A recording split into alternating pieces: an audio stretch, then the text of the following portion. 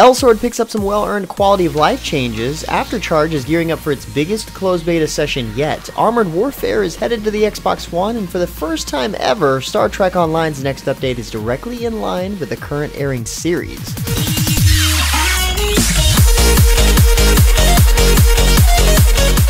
What's up guys, James Blonde here with a weekly recap for gaming news and announcements of the week of July 27th, 2018. And starting out the news this week, KOG Games brought some attention to several huge quality of life changes that recently debuted in Elsword. The latest Elsword Insider Volume 4 goes over the highlights and details, but just to point out a few, Skill Slot B and Quick Slot expansion is now free. And an ED shop has been added into the item mall so that players can exchange ED for new items like costumes, pets, and consumables. Quests related to fields have also been removed or had their rewards altered, as Eldertown and Rubintown are now directly connected by portal. Now, starting at level 5, players can skip quests, receiving the item rewards and half their XP rewards, making leveling their alts faster. Characters' average item level rating has been replaced by combat and defensive power ratings, just to name a few things. There is a massive list of other changes that have been made in the last week or so, and as always, you can get the full breakdown of these new systems linked in the description below, along with a link to the latest combo highlights video that you see playing in the background here, and I've got to say, these are actually pretty satisfying to watch. Next up, a new update is on its way for Space Engineers in the way of a massive multiplayer overhaul. The developers are experimenting with prediction protocols for their client-server infrastructure and seeing if they are an important or a detriment to the player experience. Space Engineers has many systems, and special care had to be taken for each one of them. This is why the update has taken almost 6 months to prepare. Well, at least it's almost here.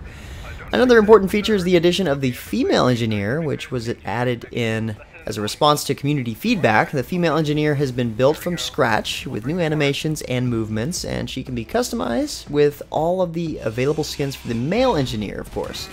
New safe zones have also been added in, as well as a new player respawn system and a brand new experimental mode, whatever that might be. Pretty decent amount of changes that should attract players back to the game that were already in it, hopefully providing them with what they were looking for in the first place. So it looks like No Man's Sky isn't the only game that got the multiplayer it deserved recently. Also this past week, it was announced that Aftercharge, Chainsaw Awesom's Invisible Robot Brawler, is headed to Xbox One, Nintendo Switch, and PC later this year. In Aftercharge, teams of invisible robots rally against their indestructible oppressors by trying to destroy their coveted energy extractors that those security enforcers protect. There are 10 playable characters to pick from in this intense game of cat and mouse, which, as you could tell, seems like a total mix of several different games, to say the least. To celebrate, Chainsaw Awesome is holding their biggest battle to date in early August, where thousands of community members will be invited to test the 3v3 asymmetrical brawler shooter from August 3rd to the 5th on Steam. According to the developers, this is the absolute largest playable build to date and the biggest closed beta session of the game's dev cycle, and is set to feature new characters, more maps, and of course more action, which is the important part. On a slightly similar note, Royale, Hi-Rez's massively popular take on the Battle Royale genre, is headed to console. The game, which drew over 4 million players in its first month on Steam, will debut on PlayStation 4 and Xbox One next week in the closed beta test. For those of you not in the know, Royale sets itself apart from the crowd of Battle Royale games with its unique class system, mounts, and chickens. Since Royale first released on PC, the top 3 questions on social media have been console, Xbox, PS4, mayhaps? Says Rory Newbro, executive producer of Royale. I'm not sure if those were actually questions so much as they were demands, but, you know, we understand the community wants Royale on console, and we're thrilled to announce that testing starts next week. If you're dying to drop into the fray, you can sign up for a key right now on the official Royale website.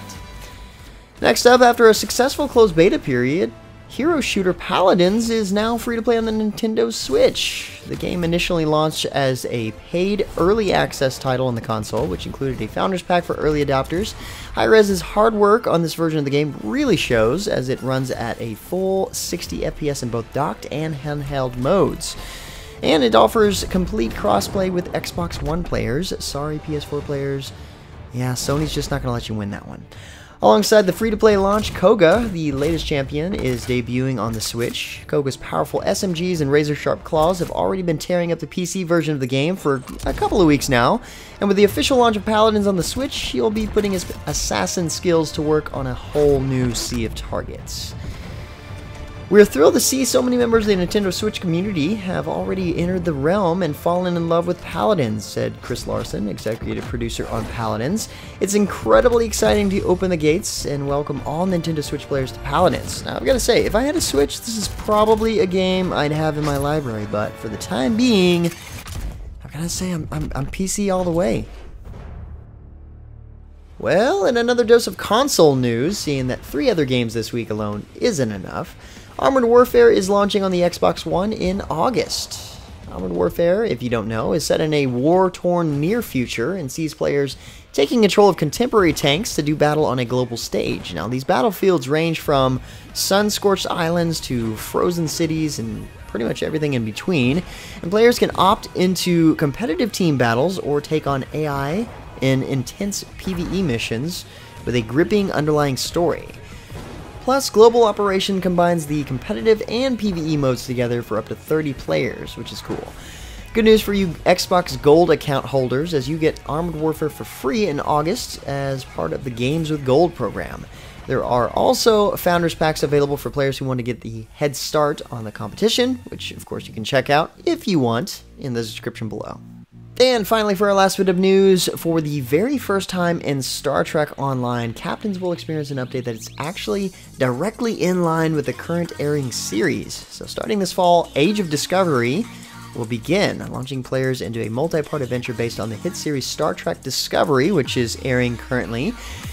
You'll actually get to join forces with Starfleet Academy's cadet Sylvia Tilly, voiced by Mary Wiseman, and play through 2 new episodes, reach new reputation tiers, and enjoy a bevy of new gameplay features. You'll even be able to make a new character from the Discovery-era Starfleet. Additional details, including the release date for Age of Discovery's first installment on PC, Xbox One, and PS4, will be announced later this year. So keep an eye out for that. Anyway, guys, that's about it for all the major news and announcements for this week. Like always, thank you so much for your support. For more information on the news topics, check the links in the description below. Feel free to discuss the news and even more news in the comments below, like you always do. Don't forget to like, subscribe, and share this video. But until next time, guys, that's going to be it for me. I'm James Blonde. See you out there, gamers.